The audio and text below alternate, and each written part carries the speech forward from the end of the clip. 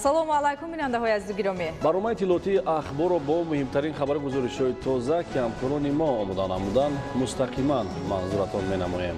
дар студия ҳамрази абдумаҷид ва санавбар абдулҳамидова. таваҷҷӯҳ намоед ба сархати гузоришҳо.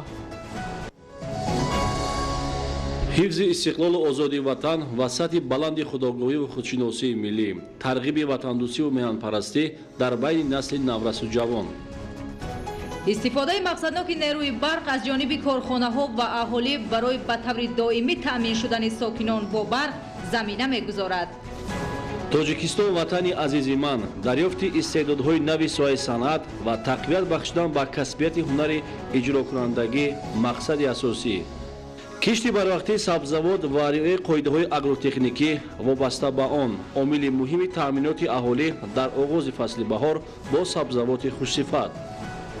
тадбирҳои биотехникӣ дар қаламрави вилояти мухтори кӯҳистони Бадахшон. шарҳи пурраи хабарҳо. ҳифзи истиқлолу озодии ватан, сатҳи баланди худогоҳиву худшиносии миллӣ, ватандӯстиву меҳанпарастӣ, арҷгузорӣ ба муқаддасот ва рамзҳои давлатӣ, таърих, забон ва фарҳанги миллӣ, таблиғи аҳамияти сулҳу оромӣ, суботи сиёсӣ, сарҷамъии миллат ва ваҳдати миллӣ вазифаи муқаддаси ҳар як шаҳрванди бонангу номуси мамлакат мебошад. дар шароити ҷаҳонишавӣ таблиғи худшиносии миллӣ ва дар рӯҳияи ватандӯстӣ тарбия намудани насли наврас яке аз самтҳои муҳимтарини фаъолияти ҳамаи шохаҳои ҳокимият аз ҷумла сохтору мақомоти давлатӣ, соҳаҳои илму маориф ва муассисаҳои таълимӣ, падару модарон, аҳли зиё, фаъолон ва ҷомеаи шаҳрвандӣ ба ҳисоб меравад. гузориши хабарнигорони мо дар ин хусус.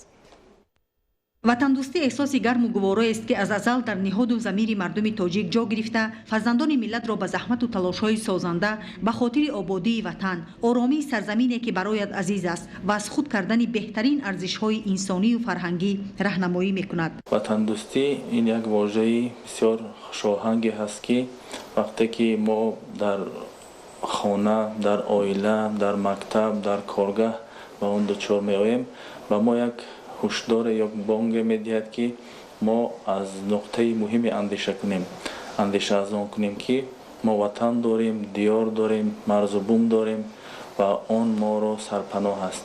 ватандӯстӣ оғоз мешавад аз ҳамон гаҳворае ки нахустин бор тифл дар он ҷо худро мешиносад ва рӯ ба модар меорад. расул ғамзадов бар ин як нависандаи бузург ҳамеша оғози ватанро аз деҳаи худ медонист ки баъдан ба мулкҳои паҳновари диёри ӯ доман афрохтааст. ватан аст ки мо нафаси осуда дорем, ватан аст ки мо ҳар субҳгоҳ бо як хотири табъу болида ба сӯи коргоҳ мешитобем.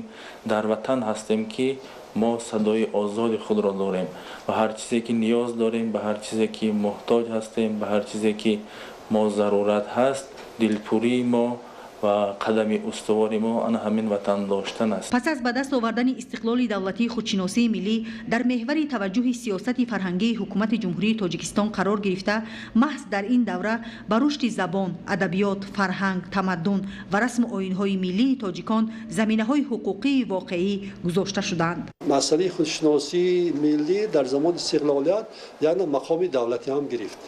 мақоми давлатӣ гирифтан ба он масъалае ки давлати ҳукумат худ фазоеро ба вуҷуд оварданд ки ана ҳамин андешаи миллӣ як нав шакл гирифт ва тамоми кору пайкору фаъолияти мо дар замини ана ҳамин андешаи миллӣ дар замини ҳисси ватандӯстӣ эҳсоси ватандорӣ шакл гирифт ва барои ба вуҷуд омадани чунин фазо албатта асосгузори сулҳу ваҳдати миллӣ пешвои миллат президенти кишвар эмомалӣ раҳмон саҳми хеле бориз доранд барои ба вуҷуд омадани як фазое ки имрӯз ҷомеа барои таҳкими масъалаи худшиносии миллӣ гом мегузорад ва хусусан аҳли қалам در این جدا نقش بارز خود را گذاشتن میخواهند این سرچشمه میگیرد از فضای اساسی که در کشور امروزی ما با شرافت رهبری دولت به وجود آمده است. اگر امروز ما میخواهیم که فرزند اصیل تاجیک باشیم باید با وجدان پاک و مدنیتی بلند هستی خود را برای وطن عزیزمان ببخشیم و حمایه سرزمین اجدادی تاجیکستان صاحب استقلال منفعت‌های ملی آموزش آثار گرانبهای دانشمندان و متفکران تاجیک را که سبق خودشناسی است وظیفه اولین درجه خود شماریم. زلفیه رحیم‌زاده، اهل‌دین کریم، عبیدالله سیفعلی، اخبار. فرهنگ و صنعت، ساز و موسیقی اصیل و کسبی ملی تاجیک در عرصه معرفیگر تاجیکستان صاحب استقلال است. آزمون جمهوری تاجیکستان وطن عزیز من سال دوم است که در جمهوری برگزار کرده می شود. در واقع آزمون برای پیدا کردن جوانانی با استعداد صنعت دوست زمینه گذاشت و راه موفقیت را برای معرفی صنعتکاران آینده باز نمود. تفصیل بیشتر این موضوع در تهیه خبرنگار اداره نوریدین قربان.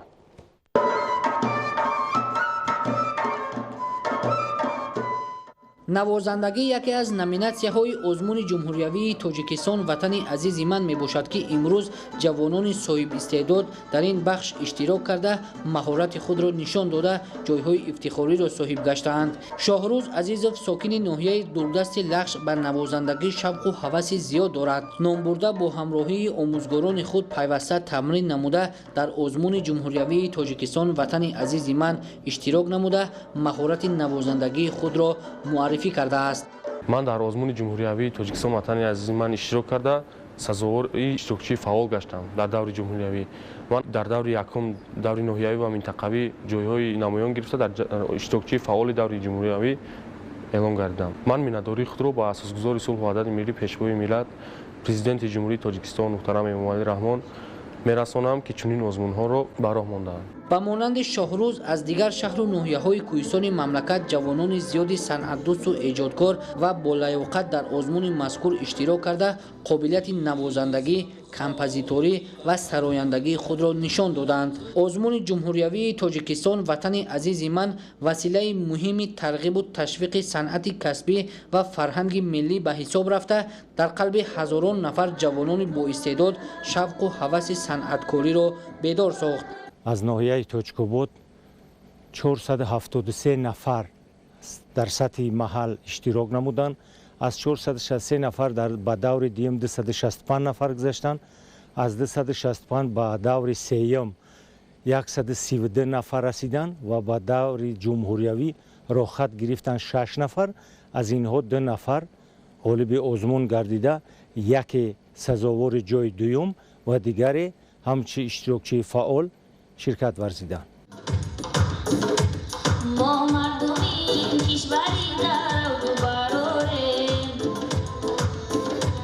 صاحب نیسا دودربکووا از جمله جوان دختران صنعت دوست است که از ناحیه تاجیک‌آباد از روی نامیناسیای سرایندگی در آزمون اشتراک کرده است. نام برده تاکید می‌دارد که او از خردسالی و سرایندگی خواهش و شوق زیاد داشت.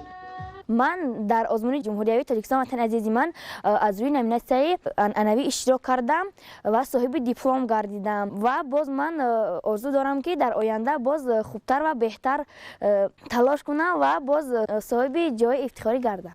آزمون جمهوری تاجیکستان وطن عزیز من که از روی 3 نامیناسیا کمپوزیتوری، آهنگسازی، سرایندگی و نوازندگی برگزار شد برای دریافت استعدادهای نو و جوان در ساحه صنعت و موسیقی تکان جدی بخشیده امکان فراهم آورد که آوازخوانان، سرایندگان و نوازندگان با استعداد پیدا و معرفی گردند. نوریدین قربان، مقصد برای برنامه اخبار. ادامه اخبار.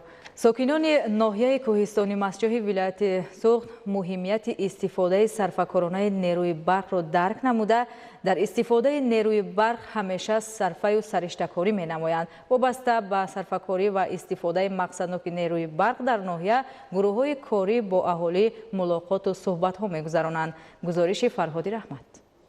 دوام سالهای صاحب استقلالی با استفاده از آب‌های فراوان طبیعتی کشور یک قطار نیروگاه‌های برقی آبی بنیاد شده‌اند. در این راستا نیروگاه برق آبی کوهستان در ناحیه کوهستانی مسجح аз соли 2011 фаъолият намуда. аз ин ҳисоб 246 хоҷагии ғӯзндара бо барқи доимӣ таъмин мебошанд.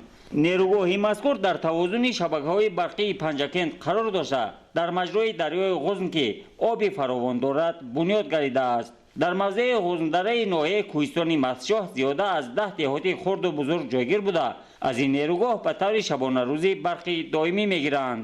нерӯгоҳи кӯҳистон дар тӯли 9 соли фаъолияти худ барои таъминоти аҳолии ин минтақа бо барқи доимӣ нақши муҳим дошта умед аст ки барои ояндагон низ аҳамияти бузург дорад.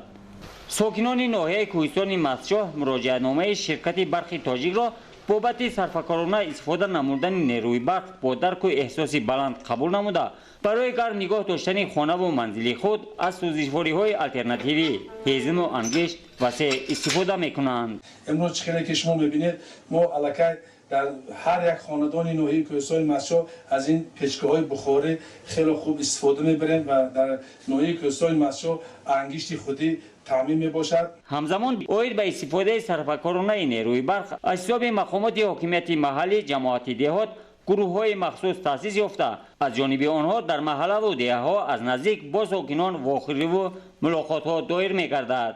در ناحیه کوهستان مستشاح 3 گروه کاری دائمی عمل کننده تأسیس داده شده در بین اهالی کارهای ترغیباتی تشویقاتی را در سمت ثمرناک استفاده بری نیروی برق و صرفه سرشتکاری در این سمت دایر کرده ایستادند و نتیجه چنین کارهاست که در ناحیه زیاده است در یک شبانه روز زیاده از 15,000 کیلووات ساعت نیروی برق استفاده میشد که بعد برگزاری واخوری ملاقات ها در یک شبانه روز 14,600 کیلووات رسانیده شد که این از صرفه سرشتکاری استفاده روی برق شاهده میده. فعلا از حساب صرفکارانه استفاده نمودن نیروی برق در یک شبانه روز تا 400 کیلووات ساعت نیرو ذخیره میگردد که آن طبق حساب‌های پیشکی امکان دارد در یک ماه تا 48,000 کیلووات ساعت را ذخیره نماید که این عامل قبل از همه برای ذخیره مبلغ‌های اهالی منطقه مساعدت میکند. барномаи иттилоотии ахборро идома медиҳем. дар шаҳри ҳисор раванди бунёдкориҳо идома дошта иншооти нави иҷтимоиву иқтисодӣ аз ҷумла муассисаҳои соҳаи тандурустӣ марҳила ба марҳила тибқи нақша мавриди баҳрабардорӣ қарор дода мешавад. тадбирҳои ободонӣ дар доираи татбиқи солҳои рушди деҳот сайёҳӣ ва ҳунарҳои мардумӣ амалӣ карда шуда боиси боз ҳам беҳтар гардидани сатҳи кору хизматрасонӣ ба аҳолӣ дар деҳот мегардад. дар ҳамин замина дар ҷамоати деҳоти шаҳр чанд иншооти таъиноти тиббиву варзишӣ ба истифода дода шуд. гузориш аз шаҳри ҳисор. дар шаҳри ҳисор тадбирҳои ободониву бунёдкорӣ вусъат дошта дар баробари ҷалби маблағҳои буҷетӣ ҳамчунин бо саҳми соҳибкорон ва ашхоси саховатпеша низ бо мақсади такмили инфраструктураи шаҳр иншооти гуногун таъинот бунёду навсозӣ карда мешаванд. айни ҳол низ дар шаҳр раванди бунёдкориҳо идома дошта корхонаву муассисаҳои иҷтимоиву иқтисодӣ ва мактабу маориф марҳила ба марҳила тибқи нақша мавриди баҳрабардорӣ қарор дода мешавад. дар ҳамин замина дар маҳаллаи гулрези ҷамоати деҳоти шарора аз ҷониби соҳибкори маҳаллӣ ҳусейн абдурахмонов бинои нави бунгоҳи тиббӣ мавриди баҳрабардорӣ қарор дода шуд. дар расми ифтитоҳи бунгоҳи мазкур ки бо шароити мусоиди корӣ таъмин буда барои хизматрасонии сатҳи баланди аҳолӣ нигаронида шудааст, муовини сарвазири мамлакат матлуб асадториён ва роҳбарияти мақомоти иҷроияи ҳокимияти давлатии шаҳр ҳузур доштанд.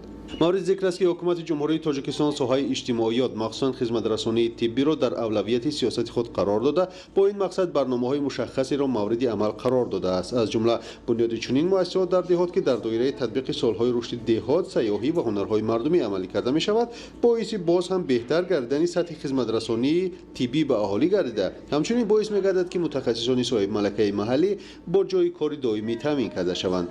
дар шаҳри ҳисор аз тарафи шахсони саховатпеша аз тарафи мардум сохтмони бунгоҳҳои тиббӣ марказҳои саломатӣ ба як расмият дохил шудааст. дар маҳаллаи навбунёд душвори мардум ин дастрасӣ доштан ба хизматрасонии тиббӣ буд ки ҳоло бо сохтмони ин бунгоҳи тиббӣ мо боварӣ дорем ки аз ин мушкилӣ мо халос шудем. дар бунгоҳи мазкур 5 нафар ҷойи корӣ мебошад. минбаъд аҳолии ин деҳот аз хизматрасонии сатҳи баланди тиббӣ бархурдор мешаванд. дар идома ҳайати ҳукумати мамлакат дар деҳаи ҳамдилони ҷамоати деҳоти Навобод майдончаи варзиширо ба истифода доданд, ки аз ҷониби соҳибкор Олӣ Миёров бунёд шудааст. варзиш қосиди сулҳ ва мутаҳидкунандаи насли наврасу ҷавон маҳсуб ёфта, дар баробари тақвияти қувваи ҷисмонӣ ва тану рӯҳи солим, инчунин боиси дур шудани ҷавонон аз амалҳои номатлуб мегардад. ин аст ки бунёди чунин иншоот ба манфиати кор буда, ҷавонону наврасонро ба варзиш ва тарғиби тарзи ҳаёти солим роҳнамун месозад. бунёди ин иншооти варзишӣ низ дар пайравӣ ба иқдомҳои бунёдкоронаи роҳбарияти давлату ҳукумати ҷумҳурии Тоҷикистон амалӣ карда шуда, минбаъд низ идома хоҳад ёфт. имтиёзҳои фароҳам гардида, дастгириҳои давлатӣ ва ҳисси баланди ватандӯстӣ соҳибкоронро барои анҷоми тадбирҳои ободонӣ ҳавасманд кардааст. ҳамчунин дар ҷамоати деҳоти Навобод аз ҷониби ҳамин соҳибкор ҳамоми замонавӣ ба истифода дода шуд. иншооти мазкур бо тарҳи зебо ва маҷмӯи хизматрасониҳои муосир бунёд шуда, сокинон метавонанд аз он ба таври доимӣ истифода намоянд. дар ҳамом ҳуҷраҳои алоҳида аз ҷумла хазина, утоқи истироҳати кормандон, утоқҳо барои истироҳату фароғати мизоҷон, утоқи иваз намудани сару либос ва ҳуҷра барои шустушӯй мавҷуд аст. баҳри дар сатҳи зарурии хизмат расонидан ба мизоҷон дар ҳамоми тоза бунёд ҳама шароити лозима муҳайё гардидааст. ҳавзҳои шиноварӣ, утоқҳои буғи хушк ва тар, ҳуҷраҳои алоҳида барои шустушӯй ва дигар хизматрасониҳои марбута боиси ҷалби бештари мизоҷон ба ин ҳамом хоҳад шуд. дар маҷмӯъ дар шаҳр раванди ободкориҳо вусъати тоза ба худ касб намуда, сокинон талош менамоянд, ки ин ҷашни умумимиллиро дар сатҳи баланди омодагӣ ва дастовардҳои назарраси меҳнатӣ пешвоз гиранд. дар доираи нақшачорабиниҳо ба истиқболи 30-солагии истиқлоли давлатии ҷумҳурии Тоҷикистон дар ноҳияи Кушониён бунёду навсозии иншооти иҷтимоию иқтисодӣ аз ҷумла муассисаҳои тандурустиву таълимӣ ва хизматрасонию маишӣ идома дорад. иншооти мазкур бо дастгирии мақомоти иҷроияи ҳокимияти давлатӣ ва соҳибкорони ватанӣ бунёд шуда, замина барои таъсиси ҷойҳои нави кориро фароҳам меоранд. гузориши Абдуразиқи азиз. ин биноҳои бо ҳашамат, меҳмонхона, тарабхона, маркази саломатӣ ва дигар иншооти ёрирасон мебошанд, ки ба истиқболи 30-солагии истиқлолияти давлатии ҷумҳурии Тоҷикистон бо саҳми соҳибкори ватанӣ Анвар Фақирзода дар ҷамоати шаҳраки ба номи Исмоили Сомонии ноҳияи Кушониён қомат афрохтанд. таври худи соҳибкор изҳор дошт, дар беморхонаи шахсӣ ва тарабхонаву меҳмонхона қариб 100 нафар сокинони маҳаллии ноҳияи Кушониён бо шуғл таъмин мегарданд. ба ҳамин монанд дар кӯчаи ба номи Ибни Синои ноҳияи Кушониён бинои 6 ошёнаи истиқоматӣ аз ҷониби соҳибкори ватанӣ Дилшод Давлатов бунёд карда мешавад. инҷо низ 12 ҷойи кори нав фароҳам меояд. дар иншооти бунёдшавандаи ноҳияи Кушониён аслан сокинони ноҳия бо кор ҷалб гардида бо музди меҳнати қаноатбахш ҳавасманд гардонида мешаванд. дар ноҳияи Кушониён якчанд иншоотҳои фарҳангӣ, фароғатӣ ва соҳаи иҷтимоӣ ба нақша гирифта шудааст. имрӯз иншоотҳои мазкур бо маром идома дорад. қисми зиёди онҳоро мо ба истифода додем. сохтмони мазкур мактаби 4 ошёна барои 640 нафар хонанда ба дастгирии ҳукумати ҷумҳурии Тоҷикистон айни ҳол қариб ки 90% он иҷро гарда шудааст ва боварӣ дорем ки дар соли 30-солагии истиқлоли давлатии ҷумҳурии Тоҷикистон иншооти мазкур пурра ба истифода дода мешавад. ба ҳамин тартиб боз дар маркази ноҳия бинои 4 ошёнаи истиқоматӣ бо дастгирии мақомоти иҷроияи ҳокимияти давлатии ноҳияи Кушониён ва иқдоми соҳибкор Амиралӣ Сафаров бунёд мешавад. инҷо низ дар ошёнаи якум маркази савдо ва дар қабатҳои болоӣ ҳуҷраҳои 2, 3 ва 4хонагӣ ба нақша гирифта шудааст. дар шафати майдони парчами миллӣ ва нишони давлатӣ сохтмони пойдевори қаҳрамонони миллат дар арафаи анҷомёбӣ қарор дорад. деҳаи обшорони ҷамоати деҳоти заргари ноҳияи Кушониён солҳои тӯлонӣ аз дурии масофаи роҳи мактаб танқисӣ мекашиданд. бо маблағгузории ҳукумати ҷумҳурии Тоҷикистон дар рӯстои мазкур мактаби муҳташаму замонавӣ бунёд карда истоданд, ки дар арафаи истиқбол аз ҷашнҳои бузургу таърихӣ мавриди баҳрабардорӣ қарор мегиранд. муассисаи таълимӣ барои 640 хонанда дар як баст ба нақша гирифта шуда аз 23 синфхона, толори варзишӣ, толори баргузории маҷлису ҷамоматҳо, синфхонаҳои компютерӣ, кабинетҳои фаннӣ, устохонаҳои таълимӣ, коргоҳи хурди дузандагӣ иборат мебошад. сокинони ноҳияи Кушониён дар истифодаи заминҳои назди ҳавлигӣ ва заминҳои президентӣ таҷрибаи кофӣ доранд.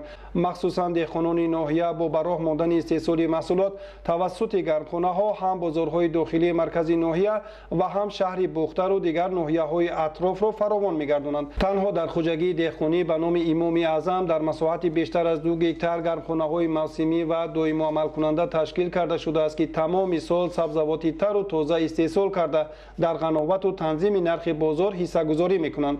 در خواجگی تخم پروری حاصلات ناحیه کوشانیان نیز استفاده ثمره بخش زمین خوب به نظر رسید. در خواجگی تخم پروری حاصلات 4 گرمخانه دائمی عمل کننده وجود دارد. در داخل آن میوه‌های سیتروسی و ما برای نقض استفاده بردن زمین از هر یک زمین 2 حاصل گرفتن در بین قطارها باز کارتوشکا کشت کردگیم.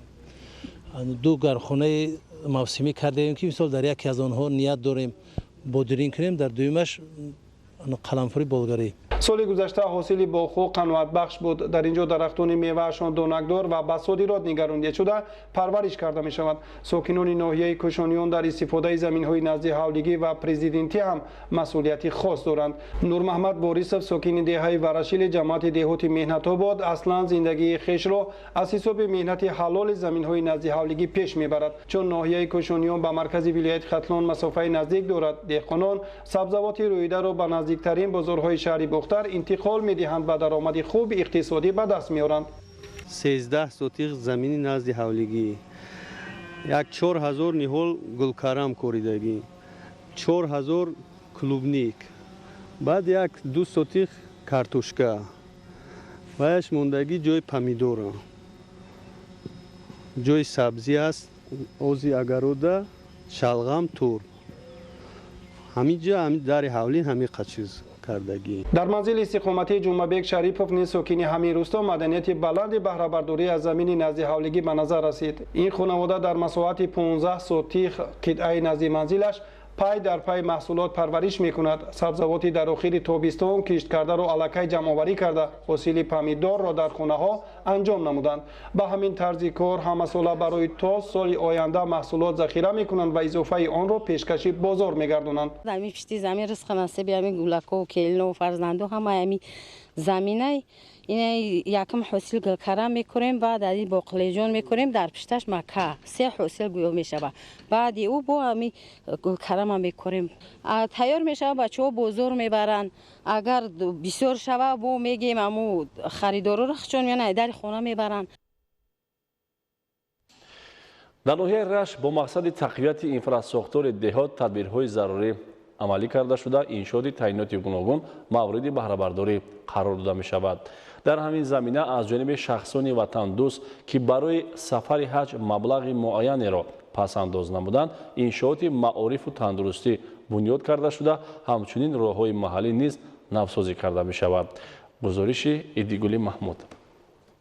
ساکن دهه شوله جماعت دهات به نام باقی رحیمزاده فیض‌الدین ضیاءالدینov مبلغ پسنداز اهل خانواده‌اش را به کار خیر و ثواب ساختمان مکتب دعاشانه زمانوی برای 420 جای نشست صرف نمود تا در آینده خوانندگان در صنفخانه‌های کشاد و برهوا و کابینت‌های فنی تحصیل نمایند. از روی لایحه ساختمانی بینای مؤسسه تعلیمی دهه از 22 صنفخانه‌های کشاد و برهوا و کابینت‌های فنی عبارت بوده.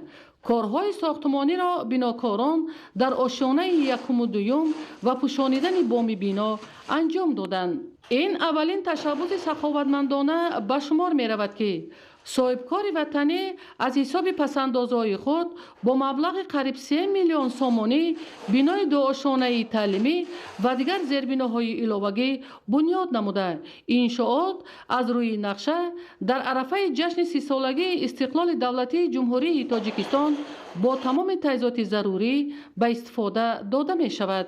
در دهه ظریفی ساختمان بنگاه طبی جریان دارد، زیرا سالها باز در این دهه دوردست کوهستان مؤسسه طبابتی موجود نبود. این است که در روند کارهای آبادانی ساختمان انشاءات طبی آغاز گردیده.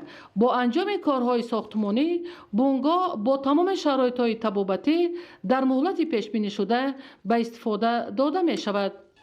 در مرکز شهرک غرب کارگران تشکیلات ساختمانی به تعمیر و برقرارسازی دو شعبه بیمارخانه مرکزی مشغول میباشند. امروزها تعمیر اساسی شعبه جراحی بیمارخانه مرکزی با حجره‌های یاری رسانش به انجام رسانده شده است. شعبه جراحی سالهای طولانی تعمیر طلب بود و تعمیر جاری و اساسی نیاز داشت. امروز تعمیر شده است و تعمیر قریب که به انجام رسانده شده است و ما طبیبان شعبه به حد خرسند هستیم که این یک تحفه ارزنده می باشد و با مناسبت جشن 30 سالگی استقلالیت دولتی جمهوری تاجیکستان. با انجام کارهای برقرارسازی شعبه‌های طبابتی بیمارخانه مرکزی از حساب وزارت تندرستی و حفظ اجتماعی اهالی با تجهیزات طبی معاصر پورا تامین کرده می شوند. ایدگل محمود، دودرجان میرزازاده برای برنامه اخبار از ناحیه رشت. بیننده های گرامی، برنامه اخباری ادامه می‌دهیم. در شهر و ولایت‌های فدراسیون روسیه با جلب هموطنانمان برای تقویت خودشناسی و خودآگاهی ملی و سهمگذاری در کارهای آبادانی و سازندگی ملاقات و واخوری‌ها گذرانیده می‌شود. چنین یک ملاقات سودمند با اعضای فعال جمعیت تاجیکان کشور خبرکس برگزار گردید. گزارش محمد علی سفر و خورشید سید احمد. مسئولان سفارت جمهوری تاجیکستان و نمایندگی خدمات مهاجرت در فدراسیون روسیه ضمن ملاقات با هموطنانمان اید به ظهورات نامطلوب زمان معاصر که به حیات آسایشته جامعه جهان خطر جدی دارد اظهار اندیشه کردند. تاکید گردید که در حفظ امنیت جامعه و دولت هر یک فرد خودآگاه باید با حس بلندی وطندوستی سهمگذاری نموده تاریخ و فرهنگ و ارزش‌های ملی را گرامی دارد. حس بلند ملی، خودشناسی و خودآگاهی، وطندوستی و وطنپرستی، صداقت به وطن و ملت و آب و خاک سرزمین اجدادی واسطه مهم امنیت و آسایش جامعه، پیشرفت دولت و آبادی امروز و فردای تاجیکستان صاحب استقلال می باشد که در این سمت هموطنانمان با عزم و اراده سازنده جهد و تلاش می نمایند. واخوری امروزه نمایندگان سفارت جمهوری تاجیکستان در فدراسیون روسیه و نماینده وزارت مهنت مهاجرت و شغل اهالی جمهوری تاجیکستان برای ما جوانان بسیار مهم بود و در واخوری مذکور مسائل گرفته شدن جوانان به حزب حرکت‌های افراطی بررسی گردید و ما جوانان از این واخوری با خلاصه آمدیم که همه گونه پدیده‌های نامطلوب و گرفته شدن جوانان رو به همه گونه حزب حرکت‌های نامطلوب و افراطی محکوم نماییم. در ارتباط با واسطه‌های تأثیررسان حرکت و گروه‌های تروریستی و افراطگرا طریق شبکه‌های اجتماعی تاکید کرده شد که آنها با این راه در شعور اشخاص ناآگاه عنصرهای بیگانه و عمل‌های زشت و مغرضانه را به خاطر رسیدن به هدف‌های ناپاکشان جای خواهند کرد.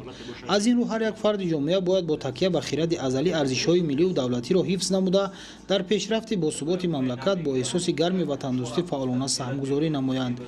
در شرایط فعلی شبکه‌های اجتماعی با یک واسطه مهم ترغیب و تشویق عقیده‌های افراطگرایی گروه‌های تروریستی تبدیل یافتند که با سبب نداشتن معرفت کافی دنیوی بیشتر قشر خیلی حساس جامعه از جمله جوانان را هدف قرار می‌دهند. با مقصد پیشگیری از نگرویدن جوانان به حرکت و گروه‌های افراطگرا تدبیرهای سریع عملی می‌گردد که در بلند برداشتن حس خودشناسی و خودآگاهی ملی هموطنانمان نقش مهم گذاشته جلب هرچه بیشتر آنها را برای سهمگذاری در روند کارهای آبادانی و سازندگی در وطن اجدادی روانه می‌سازد. محمد علی سفر، خورشید سید احمد از فدراسیون روسیه برای برنامه اخبار. موضوع دیگر در شهر دوشنبه در روزهای استراحت با اشتراک دایره وسیع ساکنان و کارمندان تشکیلات و اداره‌ها تدبیرهای سبزکاری و آبادانی انجام داده می شود. در این روز از جانب حشرچیان دهها بیخ نیالهای درختان آرایشی با رعایت قاعده‌های اگروتکنیکی شناخته شد که این عامل باعث خوبتر نشو و نما کردن نیالهای آرایشی می گردد. گزارش خبرنگاران ما در این خصوص تهیه شده است. имрӯзҳо дар шаҳри душанбе ба хотири истиқболи сазовор аз 30 солагии истиқлоли давлатии ҷумҳурии тоҷикистон дар баробари тадбирҳои ободониву бунёдкорӣ ҳамчунин амалҳои сабзкориву иқдомҳои дастаҷамонаи экологӣ вусъат меёбанд. дар рӯзҳои истироҳатӣ бо иштироки доираи васеи сокинон ва кормандони ташкилоту идораҳо яке аз суннатҳои маъмулии ин фасл сабзкориву ободониро анҷом доданд. این نوبت آموزگاران و دانشجویان کالج آموزگاری به نام خاصیت مخصومه و دانشگاه دولتی آموزگاری تاجیکستان به نام صدرالدین عینی با مقصد سرسبز و خرم گرداندن اطراف این مؤسسه 300 بیخ نهال همیشه سبز و آرایشی و 1000 عدد گل و بوته‌های آرایشی شناندند که با نشو و نمای آنها این گوشه شهر سبز و خرم گردیده به مکان دوست داشته ساکنان و مهمانان تبدیل می‌یابد. کلکتیو آموزگاران تصمیم گرفته است که شنبگی حشر دست جمعانه برگزار نماید و چقدر که می‌بینید یک قطار گل‌های موسمی و درخت‌های همیشه سبز در اینجا شنونده شد و این اقدام رو ما جوانان شهر دوشنبه اقدامی پیشه کرده رئیس شهر دوشنبه محترم حسین مالی رو همه جانبه دستگیری نموده سهم خود رو در این جاده می‌گذاریم. مورد ذکر است که با دستگیری پیوسته مقامات اجرایی حکومت دولتی شهر دوشنبه اینفراساختور پایتخت مرحله به مرحله تکمیل داده شده بنیاد گلگشت و خیابان‌ها با دید معاصر و مطابق به طلبات زمان معاصر آرا داده می‌شوند. риояи қоидаҳои махсуси ниҳолшинонӣ ва аз рӯи тавсияи мутахассисон амал намудан имкон медиҳад ки ниҳоли дарахтони шинонидашуда хуб нашъу намо ёбад ва ин омил дар сабз гардидани муҳити атроф замина фароҳам меорад. дар ҳамин замина дар кӯчаву назди муассисаву корхонаҳои ноҳияи рӯдакӣ тариқи ҳашарҳои дастаҷамъона ниҳолҳои ҳамешасабзу сояафкан шинонида шуд. гузориши бобокалон аминзода аз ноҳияи рӯдакӣ. با مقصد سرسبز و خرم نمودن کوچه و خیابان‌ها و شناندن نهال درختان آرایشی سویافکن در موسم امسال در نوع رودکی از جانب مسئولین و اهالی تدبیرهای ضروری عملی کرده می‌شوند. امروز شماره زیادی ساکنان جماعت شهرک سامانیان ناحیه به حشر نهالشینانی و سبز و خرم‌کنی محل زیست خود برآمده در کوچه و خیابان، گلگشت و باغ‌های فراغتی نزدیک 400 بیخ نهال درختان آرایشی می‌وه‌دهنده و همزمان گل‌های هررنگی موسمی شنونده با این وسیله در زیبا نمودن ناحیه سهم ارزنده خود را گذاشتند. طبق نقشه چورابین مقامات اجرایی حکومت دولتی نوحه رودکی امروز در نوحیه حشر عمومی تحت شعار ما جوانان وطن رو سبز و خرم میکنیم برگزار گشت. در حشر امروزه از جانب جوانان و کل مردم شرفمند نوحه رودکی زیاده از 400 نهال‌های سایه افکن و همیشه سبز شنونده شد. چون این اقدام از اول سال تا 10800 نهال‌های همیشه سبز و سایه افکن و میوه دهنده از جانب جماعت‌های شهرک دهات نوحیه شنونده شده است و چون اقدام همه روزه در جماعت‌های شهرک دهات ادامه دارد. در صورت رعایت کردن قاعده‌های مخصوص نهالشینانی از یک جانب نهال شنونده شده خوب نشو نما یابد، از طرف دیگر موضع انتخاب گردیده زیبا خواهد شد. ساکنان نوحه رودکی در وقت شناندن نهال و گل و بوته‌ها از روی توصیه متخصصان شعبه حفظ محیط زیست ناحیه عمل می‌کنند. کارگران شعبه حفظ محیط زیست در همه تشکیلات و کارخانه‌ها گشته تصفیه دادند که در کجا در کدام و در حالت شناندن درخت‌های همیشه و دیگر درختانی که سایه افکن و آرایشی میباشند تصفیه خود را داده است. طبق اطلاع در جماعت شهرک سامانی نوحه رودکی در این موسم 35000 گل‌های گوناگون موسمی شنونده شده است. کارخانه دولتی فعلی خواجگی منزل کامل نورالکی برای باز هم زیبا آرا گرداندن ناحیه امروز در یکجایی با یک قطار تشکیلات مؤسسه‌های ناحیه و جمع فعالان ناحیه در حدود شهرک سامانیان زیاده از 300 دانه درخت همیشه سبز شناندند. در همین زمینه امروز با جلب ساکنان جماعت شهرک نوآباد و دهات چهارتپه ناحیه رودکی نیز با توصیه متخصصان طریق حشرهای دسته‌جمعانه در شفت شهرها و محله‌ها نهال‌های همیشه سبز و سایه‌افکن شنونده با این وسیله در تازه و آزاده نگاه داشتن محیط زیست سهم خود را گذاشتند. امروز در جماعت شهرک نوآباد حشر دسته‌جمعانه با همراهی حفظ محیط زیست ناحیه رفته ایستاده است که ما امروز در این حشر تازه‌کنی جویبارها، شناندن نهال‌های سایه افکن برای تازه نمودن گرد اطراف محیط جماعت شهرک نوآباد برده ایستاده ایم. رعایت قاعده مخصوص نهالشینانی و از روی توصیه متخصصان عمل نمودن امکان می‌دهد که نهال درختان شنونده شده خوب نشو نما یابد و این عامل در باز هم زیبا و سرسبز گردیدن محیط اطراف زمینه فراهم می‌آورد. در دوره کارهای آبادانی سازندگی بخشیده به 30 سالگی استقلال دولتی جمهوری تاجیکستان در مرکز ناحیه شهرک سامانیان 30 نقطه پرتوگاه که به اهالی خدمت می‌رساند قبلا به طلبات جوابگو نبود. با دستگیری مقامات اجرایی حکومت دولتی ناحیه و کارخانه واحد دولتی خواجگی منزلی و کمونالی 7 نقطه پرتوگاه ناحیه از نوسازی کرده شده корҳои ободонӣ дар ин самт идома дорад. Бобокон Амизода, Убайдуллаҳ Сайвалӣ, Ахбор. ба андешаи коршиносон кишти барвақтии сабзавот ва риояи қоидаҳои агротехникӣ вобаста ба он омили муҳими таъминоти аҳолӣ дар оғози фасли баҳор бо сабзавоти хушсифат мебошад. дар баробари ин истифодаи самараноки замин низ дар мадди назари кишоварзон қарор дошта бо ин роҳ дар таъмини амнияти озуқавории мамлакат ки яке аз ҳадафҳои стратегии ҳукумати ҷумҳурии Тоҷикистон маҳсуб мешавад саҳм мегузоранд. гузориши Гулчеҳраи Саттор. гузарондани кишти барвақтии сабзавот дар муҳлати муайяншуда омили асосии қонеъ гардонидани талаботи истеъмолии аҳолӣ дар фасли баҳор, фаровонии бозор ва ба танзим даровардани нархи маҳсулот мегардад. иқлими мусоид имкон фароҳам меорад ки саҳмдорони деҳот тамоми фасли сол бозорҳои дохилиро бо истеҳсоли маҳсулоти ватанӣ таъмин намуда барои гирифтани манфиати бештари иқтисодӣ содироташро низ ба роҳ монанд. олимону мутахассисони соҳа тавсия медиҳанд ки муҳлати гузаронидани кишт, риояи дурусти агротехникаи парвариши сабзавот омили асосии фаровонҳосилӣ ба шумор меравад.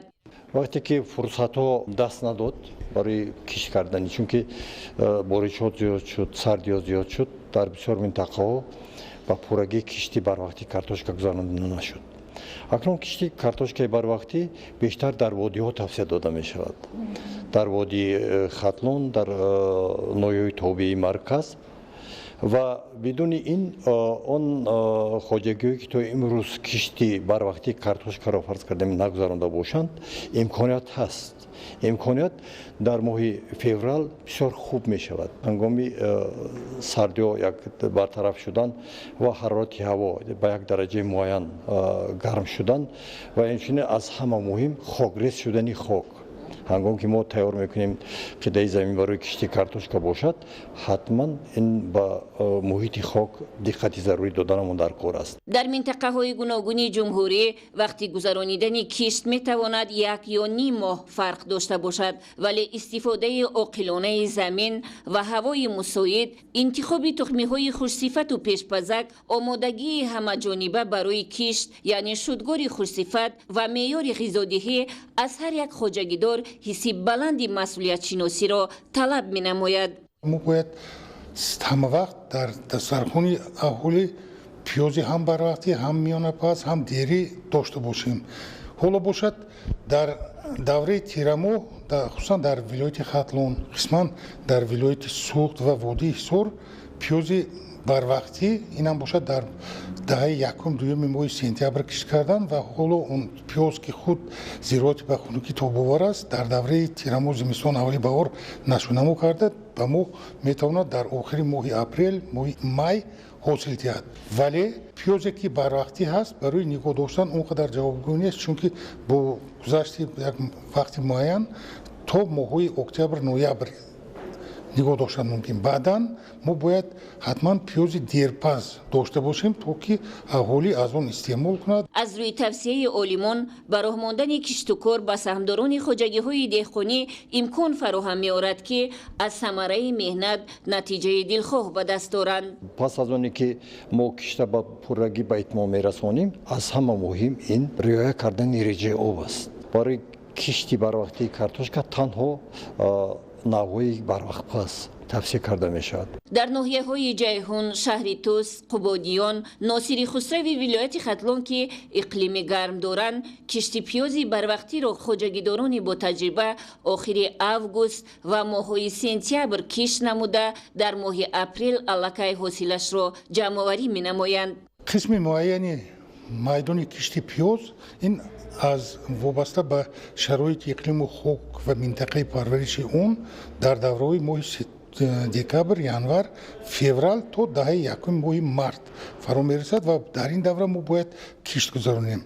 ва агар дар тирамоҳ бошад, агар як қатор навъҳои парвариш карда мешаванд ки онҳо ҷавобгӯи кишти баҳорӣ нестанд, ба монанди нави пешпазак, аброри, алдоба, сибир, тунис ва ғайраҳо, ки онҳо фақат барои кишти тирамоҳӣ ҷавобгӯ ҳастанд. барои кишти баҳорӣ бошад, агар барои маҳсулоти пиёзи дерӣ инам бошад аз навъҳои дӯстӣ, нави ҳисорӣ, нави испанӣ 313 و دیگرها استفاده کردن ممکن. استفاده ثمرناک و عاقلانه زمین، گرفتن زیاده از 3 حاصل، فراوانی سبزیجات و میوه‌های سیتروسی، نتیجه‌های ثمره بخش خواجگیداری از فرهنگ بلند زمین استفاده بری کشاورزان این ولایت درک می‌دهد که برای تامین عائله خود فراوانی بزرگ و رسیدن به یکی از هدف‌های اساسی حکومت جمهوری تامین امنیت غذایی قدم‌های استوار می‌گذارند.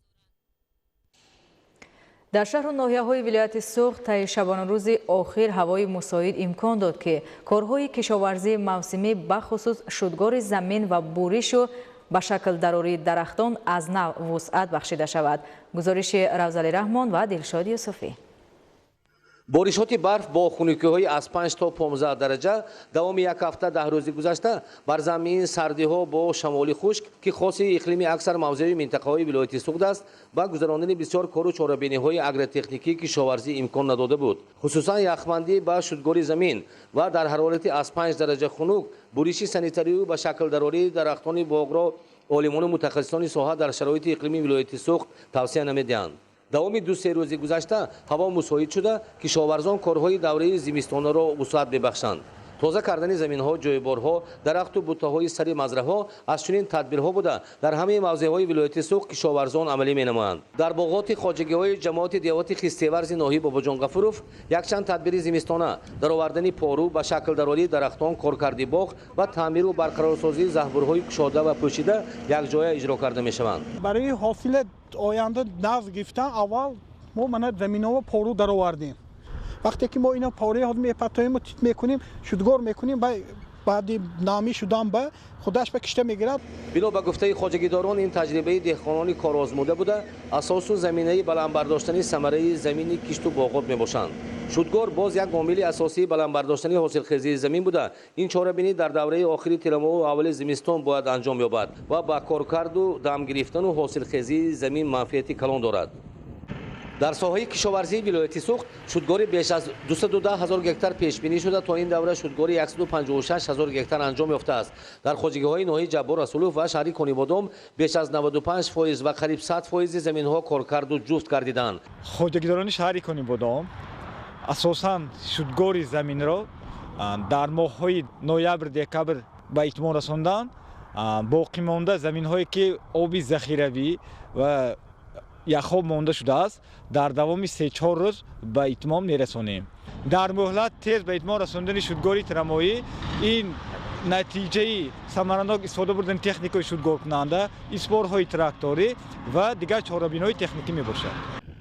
مساحت اساسی زمین‌ها برای شودگار در خواجگی‌های شهر و ناحیه‌های اسفرو، استرافشان، اشت، ظفرآباد، مسجد، دیوشتی، شهرستان و اسپیتامین باقی مانده است. بنا به سپارش و چاره‌بینی‌های مقامات اجرایی حاکمیت دولتی ولایت سوخت و سرایست کشاورزی ولایت در همه شهر و ناحیه‌های ولایت کارکرد و شودگار زمین باید تا 1 فوریه انجام داده شود.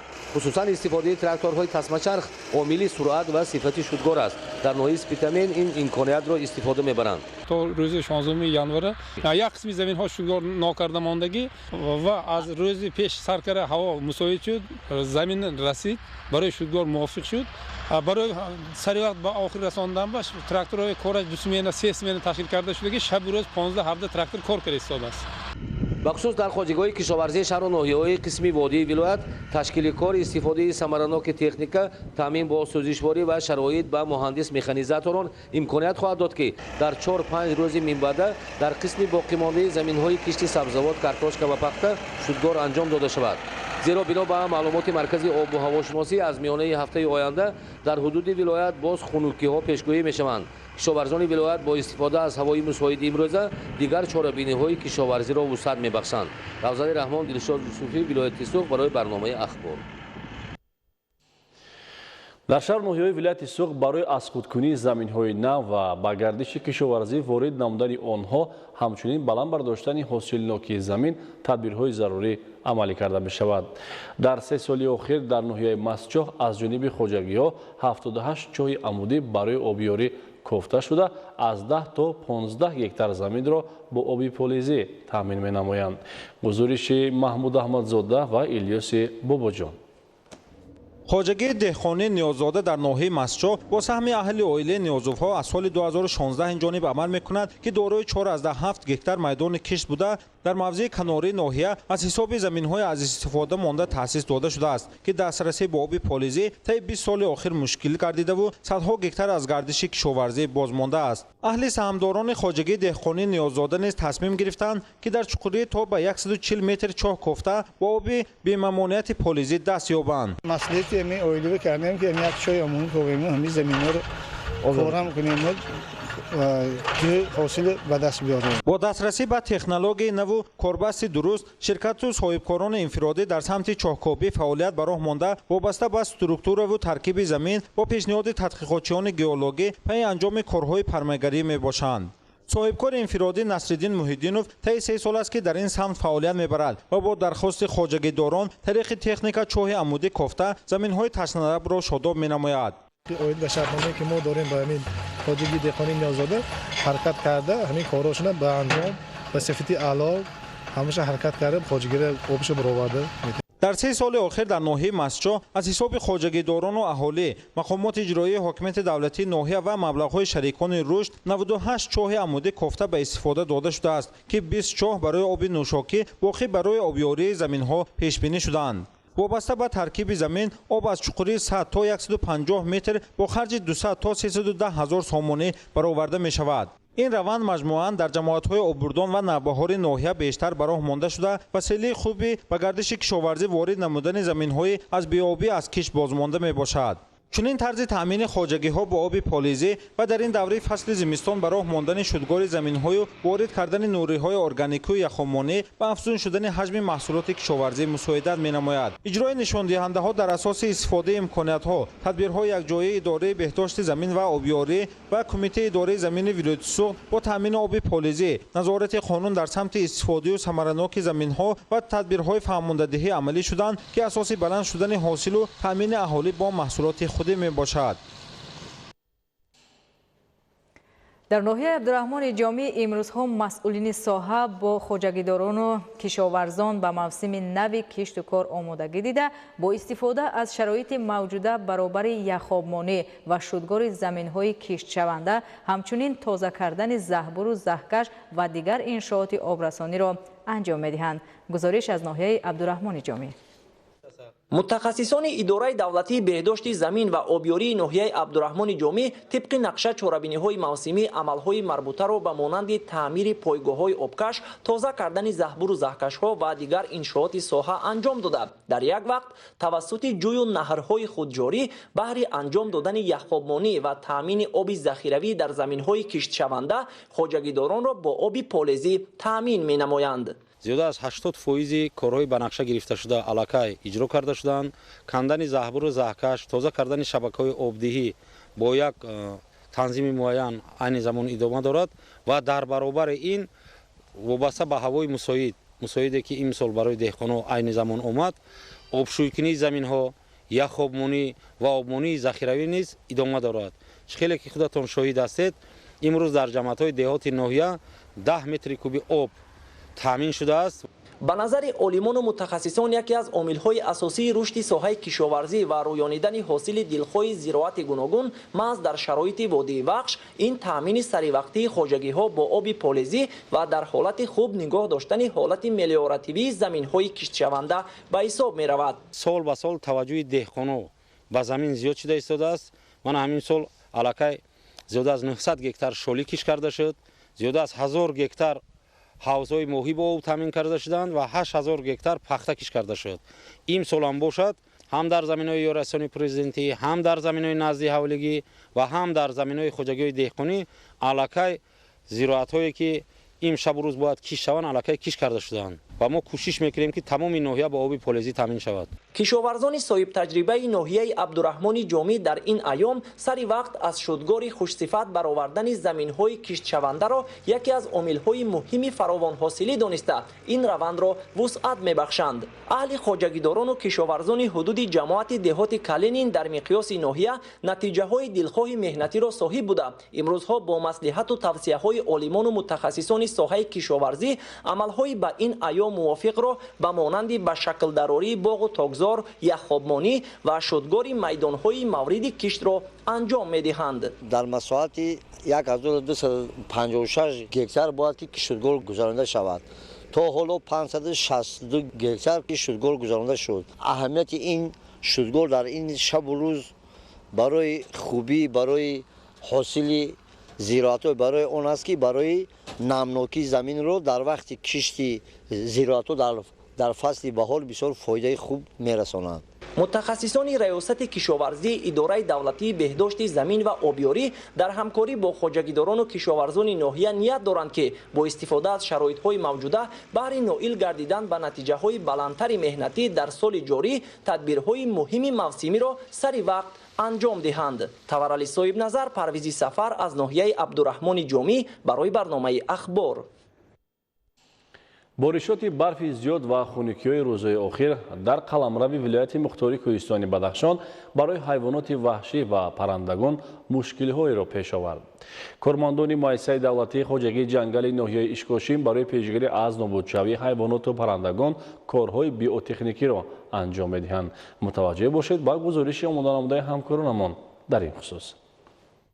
аввалҳои фасли зимистон дар ҳудуди вилояти мухтори Кӯҳистони Бадахшон сербориш ва ғайричашмдошт сард омада барои ҳолами вуҳуш ва паррандагон мушкилоти бежеро ба бор овард. Дар қисматҳои ҳалоида ҳайвоноти нодир аз қабили ҳоҳу, бузи кӯҳӣ, нахчир ва паррандагон ба монанди кап, мурғи ҳилол барои дастрасӣ ба ғизо поин фуромада ба ҳифозати инсон ниёз пайдо намуданд. Амасола аз ҷониби муассисаи давлатии хоҷагии ҷангали вилоят ва минтақаҳои ҷангалпарварии ҳон дар Навоӣ барои дастгирии ҳайвоноту паррандагон дар фасли сармо миқдори муайяни хӯроки дурушт ва ғалладонагиҳоро захира намуда корҳои биотехникиро пеш мебаранд. Аз рӯи маълумотҳои агентии хоҷагии ҷангал дар ҳудуди вилоят майдони фонди давлатии ҷангал зиёда аз 78000 гектар заминро дар бар гирифта, майдони ҷангалпӯш 9000 гектарро ташкил медиҳад. ҳудуди 2000 гектар замин ба хоҷагии ҷангалпарварии ноҳияи Ишкошим тааллуқ дошта, аз ин масоҳат беш аз 1000 гектари он ҷангалпӯш мебошад. қисмати бештари ҷангалҳо дар баландии то 2800 метр аз сатҳи бар қарор дорад.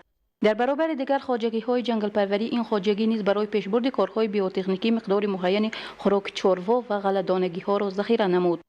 мувофиқи ҳисоботҳои пешакӣ мо захира намудем дар амборхонаи минтақаи ҷангалпарварии ноҳияи Ишкошим дар қитъаи Д ба қадри кофӣ мо 500 килограмм гандум ва инчунин ба миқдори зарурӣ 800 килограмм хушок захира намудем барои гузарондани корҳои биотехникӣ дар қитъаи Д. дар пешбурди корҳои биотехникӣ дар баробари ҷангалпарварон, иҷоракорон ва дӯстдорони табиат низ ҳами арзишманд мегузоранд. дар ноҳия масоҳати ҷангал ба 290 нафар иҷоракор ба иҷора дода шуда, барои васеъ намудани масоҳати ҷангал ҷаҳду талош карда мешавад. зимистон бисёр сахт омад. мо ҷав гандум барои паррандаҳои майда, чунки фасли зимистон ва ё ягон чи хӯрда наметавонад, намеёбад. кӯ хунука. маро ҳамин тайёр кардем, овардем, дар кӯ партофтем. пешбурди корҳои биотехникӣ дар чунин вазъияти ногувор имкон мебахшад, то айвонот паррандагон қадр ҳам бошад аз ҷониби инсон дастгирӣ пайдо намоянд. аз рӯи гуфти сардори агентии ҷангали вилоят Назри Назриев, мутобиқи нақша корҳои биотехникӣ дар қаламрави вилоят идома ёфта, захираи мавҷуд буда ҷиҳати дар сатҳи сифатан хуб баро гузоштан чорабинӣ мусоидат мекунад.